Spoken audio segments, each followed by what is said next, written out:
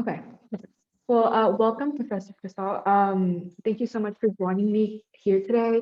Right now, we're going to discuss a little bit about your background and how that relates to your educational passions and how that led you to the career that you have now. So, to start off, where did you grow up and what kind of cultural environment did you grow up in, like your heritage and such? Thank you very much. I mean, it's really a pleasure to talk to you, and thank you very much for your interest in my personal and academic background. Uh, I was born in Lima, Peru. So I grew up in South America. My father was Mexican, and my mother was Romanian. Now she was born in a city of Chernovitz.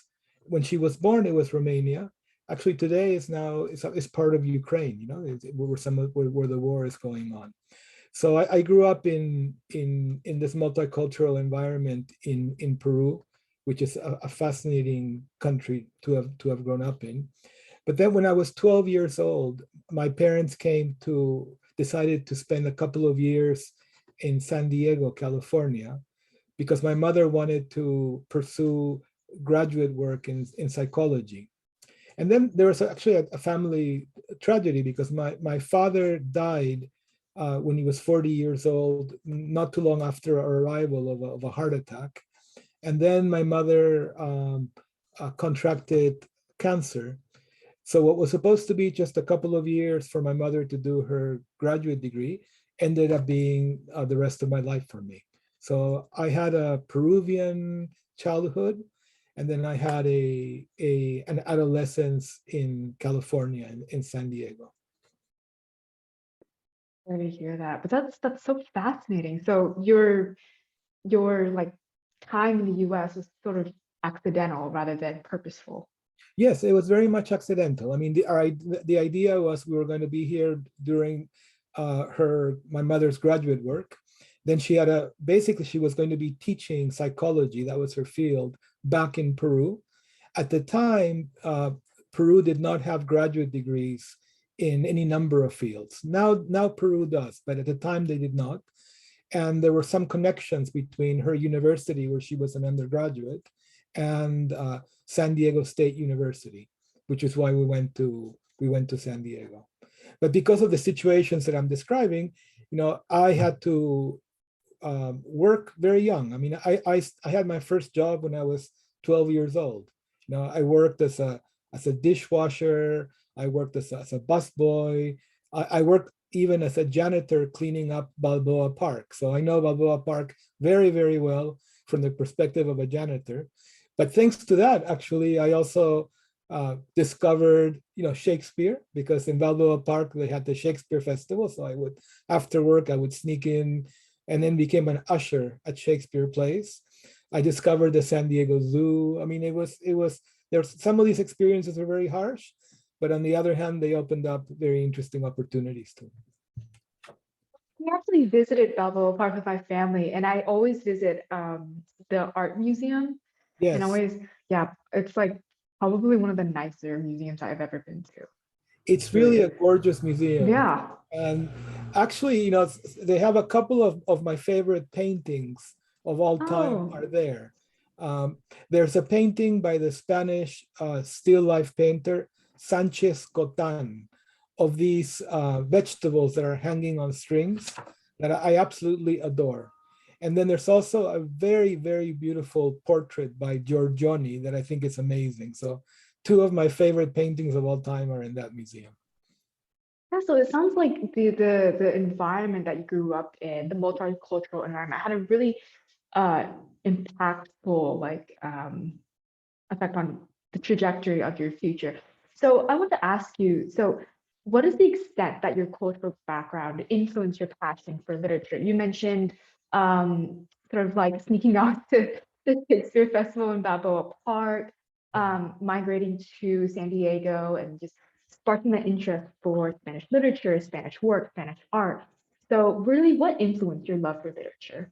Yeah, completely that. I mean, for me as a child, I was very aware, that there were people spoke different languages.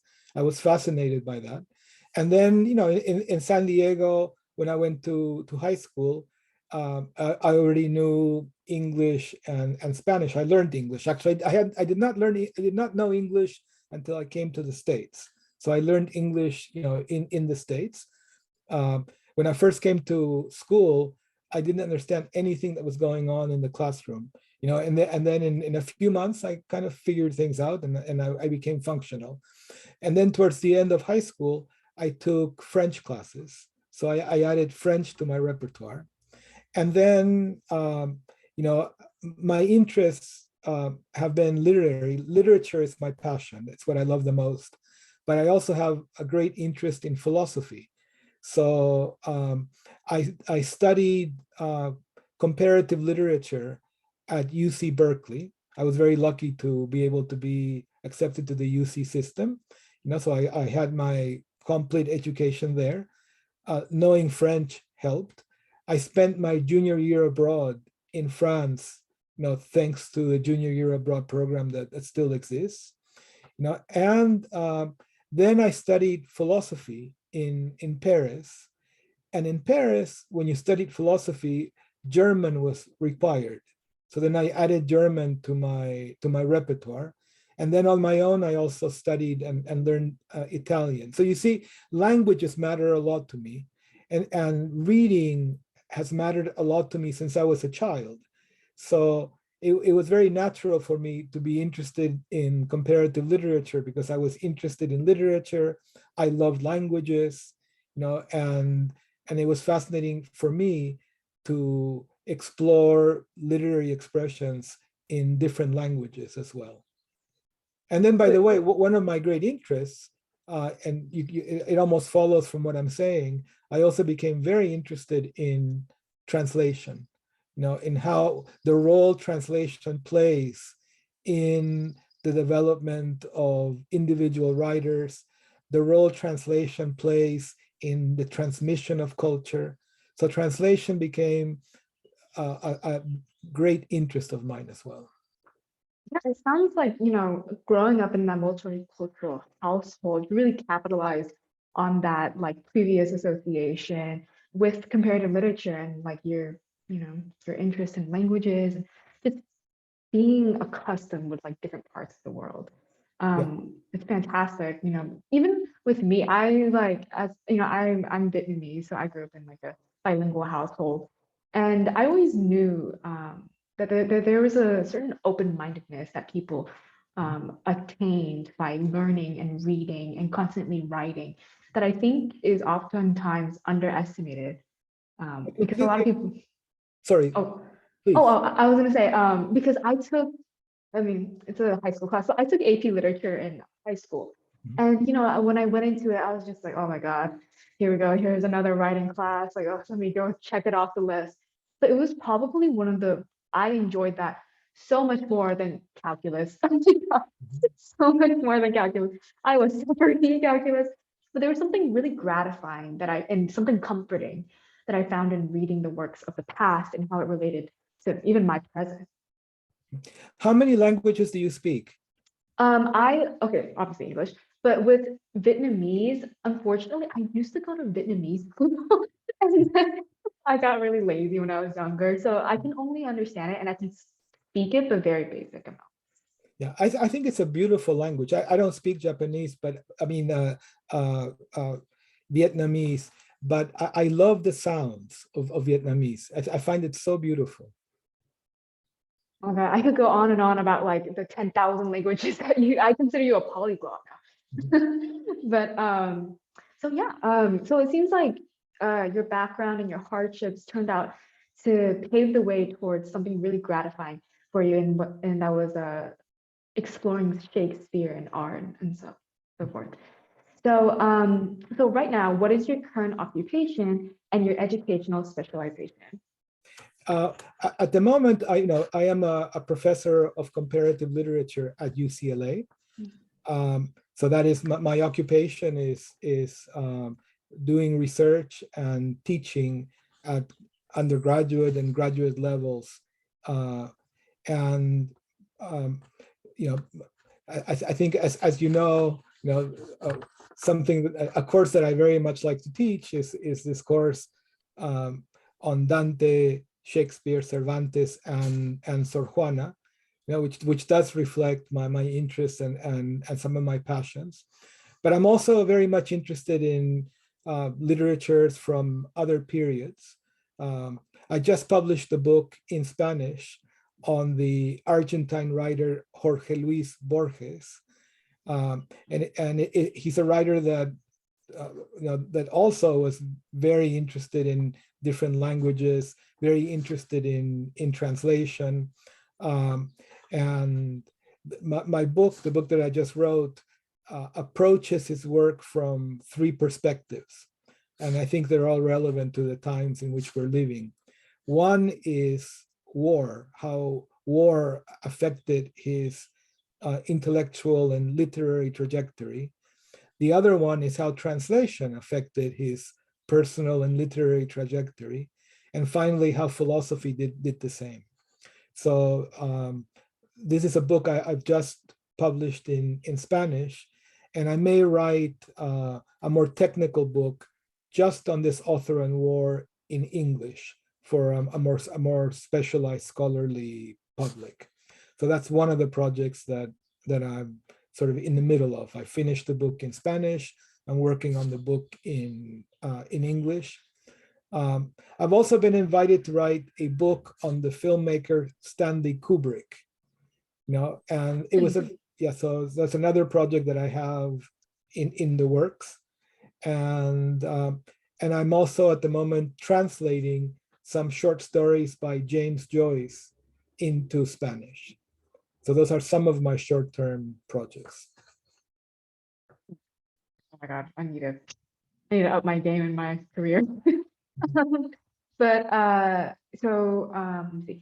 So as you previously explained, your path to this career involved attending UC Berkeley, Paris. What are some other degrees or like institutions that you attended in obtaining this career? Sure. So my first degree was a BA in comparative literature at UC Berkeley. And at the time you had to specialize in 3 languages, and my languages were French, Spanish, and Latin. Those were the languages that I studied in Comp Lit. Mm-hmm. And then I had a very strong interest in Latin American literature in comparative context, but also in philosophy. So I obtained a master's degree in philosophy in France. I was a student at a place called the École Normale Supérieure in Paris, where I studied philosophy. And then I returned to the States to receive a PhD in literature at Stanford University. Mm-hmm. So my trajectory is UC Berkeley for a BA. Then I have a master's degree in France. And then I did a master's degree in Spanish literature and a master's degree and a PhD, in Spanish literature from Stanford. Goodness gracious. Yeah, you definitely know your stuff, don't you? Let's see here. Well, that's fantastic, and congratulations if you ever need the congratulations. But what is it about literature that is especially interesting or really fulfilling to you? Because your passion for this is definitely irrefutable, but what is it that drives you to learn and research and just know more about this field? I think that one of the main reasons why I love literature is because I think it opens your mind to the way other people, other cultures experience the world in ways that you may not have access to by your own personal experience. I think that many works of literature allow you to accompany in your imagination other people who are experiencing important moments in their life. And I think I'm very interested in exploring the human experience, and literature allows you to do that. But also, and I suppose that what I was just talking about would be more why I like reading novels, for example. But I also love reading poetry. And I think what poetry can do is put you in touch with very, very specific emotions. And sometimes, a poet can name an emotion that you had that you did not even know you could name.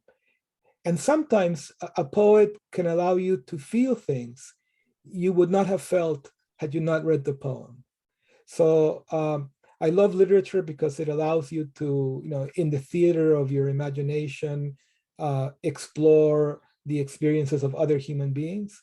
But I also like literature because it really opens up a world of emotions. Those are two of the main reasons. Yeah, I know how that feels when something that you're reading or you're doing just transports you. It makes you feel like this almost visceral sense of emotion. That's how I was with piano, because I played piano for a little bit. Yeah. So whenever I would play like a certain piece that just like hit the spot, it just felt like the most liberating feeling that I don't think you could ever get from anything other than like that specific niche. So yeah. Yeah. And Um, what is an example of a piece of music that transported you that way? I actually wrote about it in my college essays for the UCs.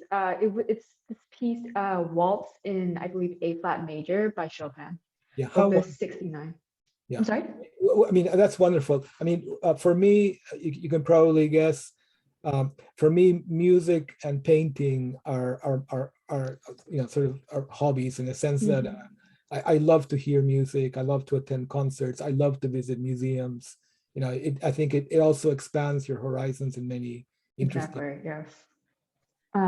But I mean, were there any overarching challenges to this field? Because I know it can get very competitive, especially the level of prestige those institutions are at. Um, I think that I didn't experience my trajectory as one of challenges. Um, if anything, literature was always, my relief, my way out, my way. It was always something that gave me comfort and pleasure, and I felt that I was growing through it. In my own trajectory, I did not really know when I started out that I was going to end up as a professor. I mean, I was an undergraduate and I knew I loved it. And then as I was finishing my undergraduate career, people told me, well, you can go to graduate school. So I went to graduate school simply to continue doing it. And then as I was finishing my PhD, people told me, well, you can apply for positions. I think that nowadays, especially in the humanities, I think people need to be much more careful than I was at the time. I think there are less opportunities today, and therefore you need to be much more thoughtful about how to prepare yourself to enter into the professional world, which is a real concern that we have at UCLA with our PhD students. We really want to train them in a way that they pursue their interests and passions in a fulfilling way.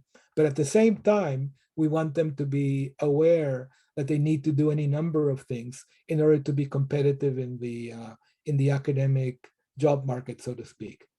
But I didn't experience it that way myself. I mean, my own experience was moving from one step to the other without really knowing what opportunities would come up. Uh, and even when I started teaching as a professor, uh, I always felt that even if I didn't get paid for this, I would want to do it. It's something that so it's always been an experience. I've always experienced my career um, as a joy.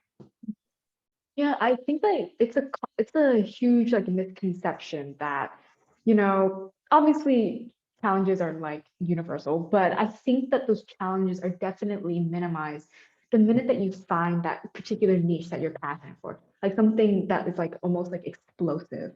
Yeah, And obviously with you, you experience like a minimum amount of challenges just because your passion for this field is so great. And yeah. I also Sorry. So please. Oh, I was just gonna mention, you mentioned how you didn't really know, that you want to be a professor. I also think that there's another misconception about people who are, trying to find a job that there's only like one specific, like designated career that like, it's like a one and done. But I think that it's important to explore your options and find comfort in the fact that not everything has to be planned, not everything has to be so meticulously thought out. Sometimes things veer off and some things diverge, and it's important to sort of be open-minded to everything.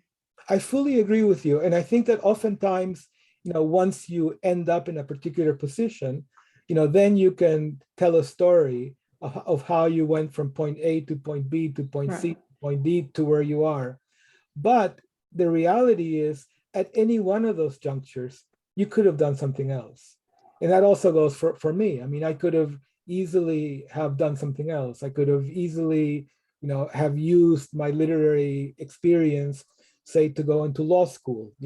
I could have used my linguistic experience to go into some kind of international studies. Uh, I mean, in retrospect, you could create a story where everything needed to happen in a particular order, which led me to where I am. But I think it's much more realistic to think about it the way that you were presenting it. That I Mhm. think it's important to follow your passion, to do things that matter to you, and then as the opportunities arise, to make good choices.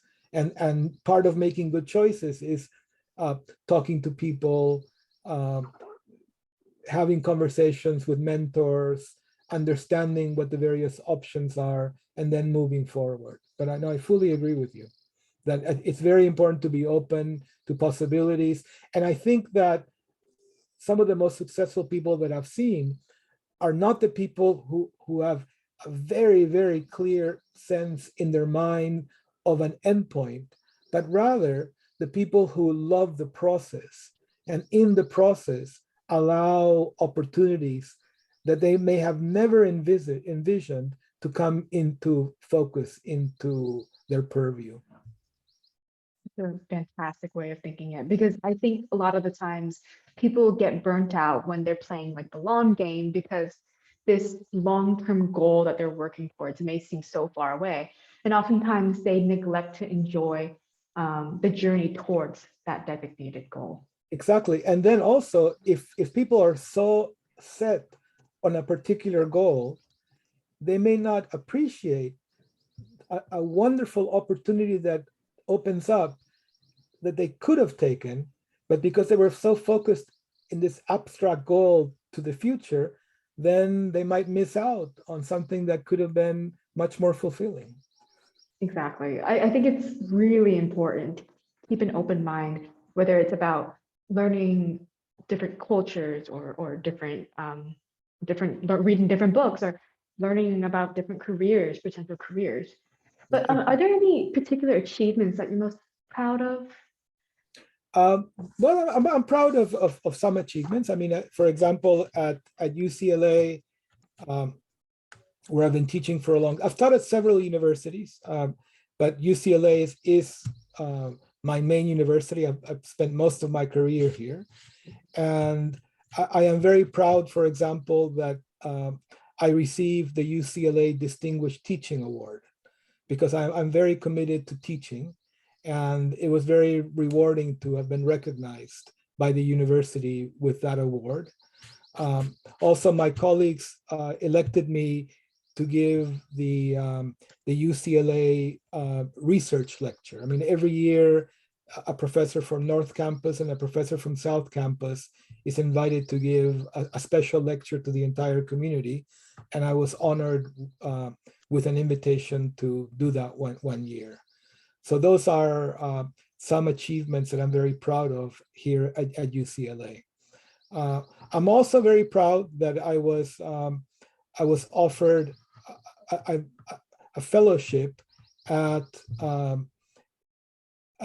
the so-called Wissenschaftskolleg in Berlin, the Institute for Advanced Study in Berlin. It's an organization that picks a handful of people from around the world to come together and work on a research project, on any research project they want for an entire year. So it was wonderful to have received this invitation, this award, which not only allowed me to work on a project, but it also put me in touch with amazing scholars from around the world. So that's another achievement that I'm very proud of. Those are fantastic achievements. Congratulations if you get the congratulations as well. Um, but as the final conclusion to this wonderful interview, so to those that are watching this interview, listening to it, like hearing all of your answers, such as children possibly in the foster youth system, those from diverse backgrounds, or perhaps those from more underprivileged backgrounds, education can be really daunting and really hard to grapple. But what's some encouraging advice you could give them about finding the right academic passion in spite of personal obstacles and how that passion could play into a career? Yeah, I think it's really important to think about what really matters to you. I think it's really important to think about what are endeavors where you really would like to devote your time and your life to, even if the endeavor is not fully into focus, and then to reach out. These are things that you cannot do alone and you should not do alone. Reach out, talk to people, ask questions, seek advice, make friendships. Let the intellectual academic pursuit also be a social pursuit in which you're developing human bonds along the way. Because oftentimes the human bonds that you are developing are going to be as important and as meaningful in your reaching your academic and professional goals as everything else. And it also makes life much better. But something that is very important is don't be afraid to ask questions. Don't be afraid to knock at doors. Don't be afraid to talk to people who are in the kinds of positions that you would like to occupy. You will be surprised. People want to talk about what they do, and they will give you insights. So if you combine your passion with community, many things will open up. Yeah, I think it's super important. A lot of people focus on like, oh, I need to let me go study. But I'm like, you also need to branch out and capitalize on the social aspect of academics.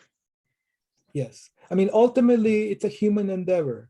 And I think it's important to have human contacts along the way.